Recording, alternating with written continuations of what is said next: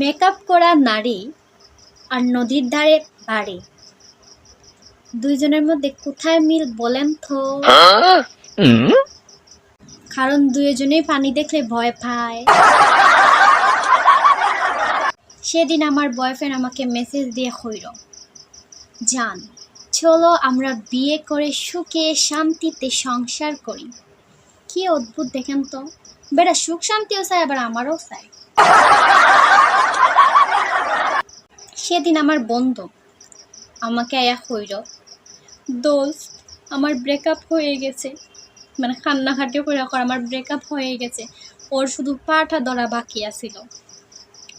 আমি কই, আরে শালা খান্দস খানে, তোর তো শুধু পাটা ধরা বাকি ছিল, বাকিটা তো ধরেই ফেল। ফেসবুকে এখন পোস্টের চেয়ে কমেন্ট বেশি ফানি হয়। একজন আপু পোস্ট করছে, সিলেট থেকে ঢাকা যাব, কিভাবে যাব, কি দিয়ে যাব। ওইখানে একটা বাইয়া কমেন্ট করছে, আমার হাত ধুইরা। যাই হোক, সেম পোস্টটা যদি একটা ছেলে করতো তাহলে প্রথমে কমেন্টটা আসতো, ভাই আপনি কি পৃথিবীতে নতুন আসছেন? আর আমার মনে হয় যে কিছু মানুষ ফেসবুক আইডি খুলে শুধু জ্ঞান দেওয়ার জন্য।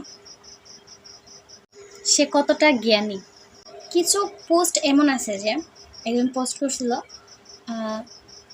একটা ছেলে জবে একটা ফ্যামিলি তুলে, আর একটা মেয়ে জবে একটা ফ্যামিলি নষ্ট হয়। ওইখানে একজন কমেন্ট করছে যে, ভাই জীবনে তো অনেক কিছু করছেন, এবার একটা ডাক্তার দেখা।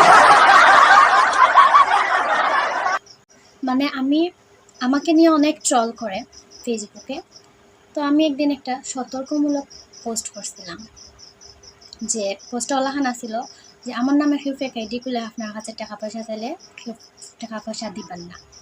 ওখানে আমার বন্ধুরা কমেন্ট করছে, ফেক আইডি তো দূরের কথা, তুই বুঝলেও দিতাম না। বলেন তো ইতিহাস কাকে বলে? জানি পারবেন না, দাঁড়ান আমি বলি। মরা মানুষের জীবনী পড়তে পড়তে জীবিত মানুষ যখন আধা মরা হয়ে যায় তাকে ইতিহাস বলে। পৃথিবীর সব শপিং মলের অর্ধেক শপিং ব্যাগ কোথায় আছে বলেন তো? আমাদের বিছানার তলে। ইদানিং আমার সময়টা খুবই খারাপ যার, তার কারণে বুদ্ধি কইরা গড়িটা খুলে রাখি দিছি। গতকালকে পরীক্ষা দিয়ে আইছি, কিন্তু পরীক্ষার খাতাত কিচ্ছু লেখছি না, কারণ সাইলেন্ট ইজ বেস্ট আনসার।